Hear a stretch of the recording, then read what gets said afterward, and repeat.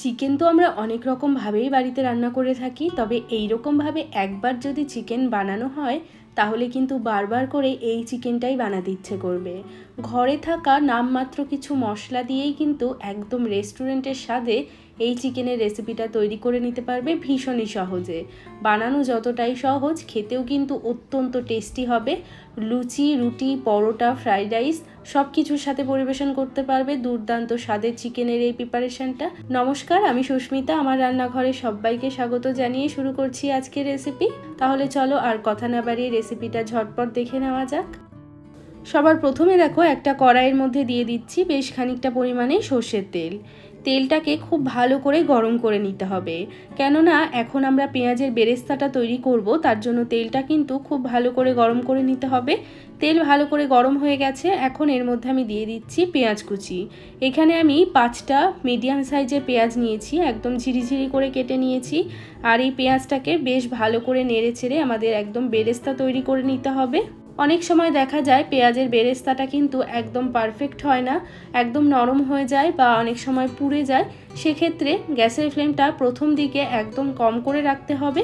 পেঁয়াজটা যখন এইরকম নরম হয়ে যাবে এবং একটা গোলাপি কালার চলে আসবে, তখন গ্যাসের ফ্লেমটা হালকা করে বাড়িয়ে দিয়ে ক্রমাগত নাড়াচাড়া করে করে পেঁয়াজটাকে কিন্তু ভাজতে হবে।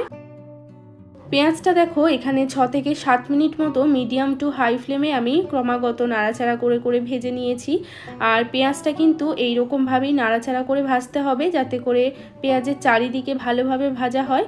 তো পেঁয়াজটা কিন্তু এখন আমাদের ভালো করে ভাজা হয়ে গেছে। এর থেকে বেশি ভাজলে কিন্তু বেরেস্তাটা একদমই পুড়ে যাবে। এরকম একটু হালকা লাল অবস্থাতেই কিন্তু তুলে নিতে হবে, তাহলে যখন পেঁয়াজটা একদম ঠান্ডা হবে তখন কিন্তু পেঁয়াজের যে বেরেস্তার কালারটা সেটাও কিন্তু একদম পারফেক্ট আসবে। আর এর থেকে বেশি ভেজে নিলে কিন্তু সেই কালারটা একদম কালো হয়ে যাবে, খেতেও কিন্তু একদমই স্বাদ হবে না, সেটা কিন্তু খেতে তিতো হয়ে যাবে। তো এখন আমি পেঁয়াজের বেরেস্তাটাকে ভালো করে তুলে নিচ্ছি তেলের থেকে। তেলগুলোকে এইভাবে চিপে নেব। এখানে দেখো পেঁয়াজের বেরেস্তাটাকে একটা প্লেটের মধ্যে এইভাবে ছড়িয়ে রেখে দিতে হবে। কিছুক্ষণ রাখলেই কিন্তু বেরেস্তাটা একদম মুচমুচে হয়ে যাবে আর কালারটাও কিন্তু একদম পারফেক্ট এসছে। এর থেকে বেশি ভাজলে কিন্তু পেঁয়াজের বেরেস্তাগুলো একদম কালো হয়ে যাবে। তো এখানে আমাদের পেঁয়াজের বেরেস্তা কিন্তু একদম রেডি হয়ে গেছে। এখন আমি এখানে নিয়ে নিয়েছি 1 কিলো পরিমাণে চিকেন। চিকেনের মধ্যে সবার প্রথমে দিয়ে দিচ্ছি 1 চামচ পরিমাণে লবণ, হাফ চামচ দিয়ে দিচ্ছি হলুদ গুঁড়ো,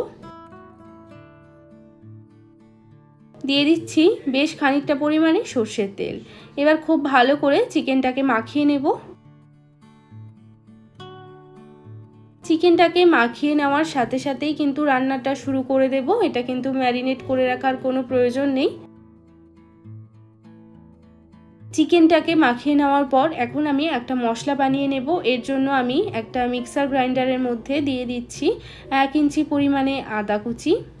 এখানে আমি নিয়েছি মোটামুটি 8 থেকে 10 কোয়া মতো রসুন, দিয়ে দিচ্ছি 4-5টা মতো শুকনো লঙ্কা, আর দিয়ে দিচ্ছি 4-5টা মতো কাঁচা লঙ্কা। ঝালটা অবশ্যই নিজেরা নিজেদের পছন্দ মতো বাড়িয়ে কমিয়ে নিতে পারো। আর দিয়ে দিচ্ছি 2টো ছোট সাইজের টমেটো। অল্প করে জল দিয়ে মশলাটাকে খুব ভালো করে বেটে নিতে হবে। এখানে দেখো আদা, রসুন, টমেটোটাকে খুব ভালো করে একদম মিহি করে কিন্তু বেটে নিয়েছি। এখন আমি যেই কড়াইয়ের মধ্যে পেঁয়াজের বেরেস্তাটা ভেজেছিলাম সেই তেলের মধ্যেই কিন্তু রান্নাটা করব। আর এই তেলের মধ্যে ফোড়ন দিয়ে দিচ্ছি 4-5টা মতো এলাচ, একটা দিয়ে দিলাম দারচিনির টুকরো। ফোড়নটাকে কয়েক সেকেন্ডের জন্য একটু নেড়ে চেড়ে নিলাম। এখন এর মধ্যে আমি অ্যাড করে দেব যেই মশলাটা তৈরি করে নিলাম আদা, রসুন, কাঁচা লঙ্কা, টমেটোর, সেই মশলাটাই দিয়ে দিলাম। মশলাটাকে দিয়ে তেলের মধ্যে খুব ভালো করে কিছুক্ষণ সময় নিয়ে ভেজে নিতে হবে। মোটামুটি 6 থেকে 7 মিনিট মতো সময় নিয়ে গ্যাসের ফ্লেমটা মিডিয়ামে রেখে ভেজে নেব, যাতে মশলার কাঁচা গন্ধটা চলে যায় এবং মশলাটা ভালোভাবে ভাজা হয়ে তেলটা যাতে ছেড়ে দেয়। 6-7 মিনিট মতো মশলাটাকে ভালো করে ভেজে নিয়েছি।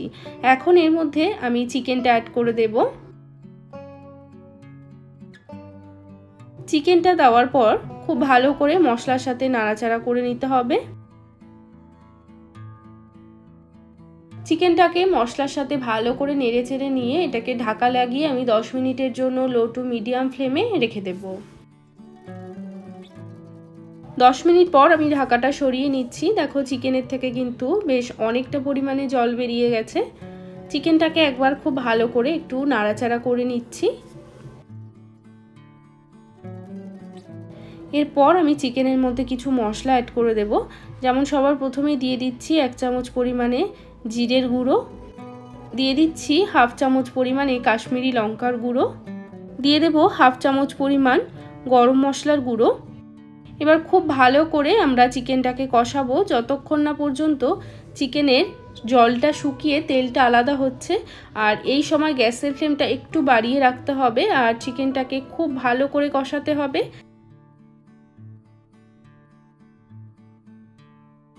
চিকেনটাকে আমি 7-8 মিনিট মতো কষিয়ে নিয়েছি। এখন দেখো চিকেনের থেকে কিন্তু জলটা শুকিয়ে তেলটা ছেড়ে দিয়েছে। এখন এর মধ্যে আমি অ্যাড করে দিচ্ছি যে পেঁয়াজের বেরেস্তাটা তৈরি করেছিলাম, সেই বেরেস্তাটাই আমি অল্প জল দিয়ে মিক্সিতে বেটে নিয়েছি। তো সেই পেঁয়াজ বাটাটা দিয়ে দিলাম, দিয়ে খুব ভালো করে আবারও চিকেনের সাথে নেড়ে চেড়ে মিশিয়ে নেব। চিকেনটাকে আবারও বেশ কিছুক্ষণ সময় নিয়ে কষিয়ে নিতে হবে, কিন্তু এই সময় দিয়ে দিতে হবে একটু জল, যাতে করে চিকেনটা খুব ভালোভাবে মশলার সাথে কষতে পারে। তাই জন্য কিন্তু অবশ্যই করে এখানে একটু জল অ্যাড করতে হবে।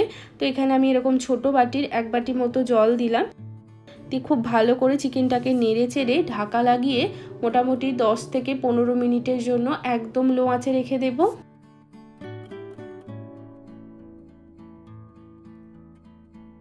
15 মিনিট পর আমি এবার ঢাকাটা সরিয়ে নিচ্ছি।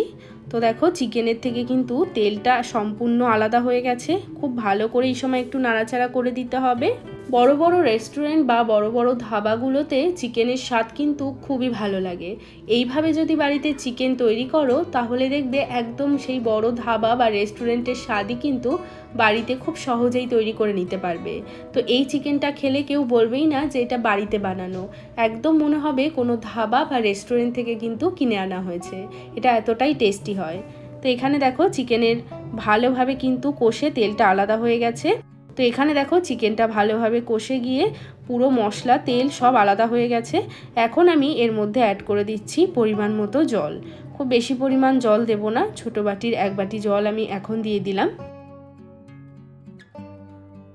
এবার চিকেনটাকে একদম লো আঁচে রেখে 7 থেকে 8 মিনিটের জন্য এইভাবেই রেখে দেব।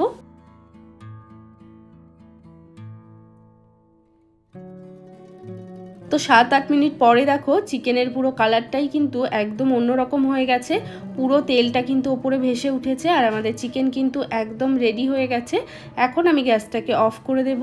তো দেখতেই পেলে কত সহজে একটা দুর্দান্ত চিকেনের রেসিপি তৈরি হয়ে গেল। বড় বড় ধাবা বা রেস্টুরেন্টে গেলে এই চিকেনটাই কিন্তু আমরা অনেক বেশি দাম দিয়ে কিনে খাই।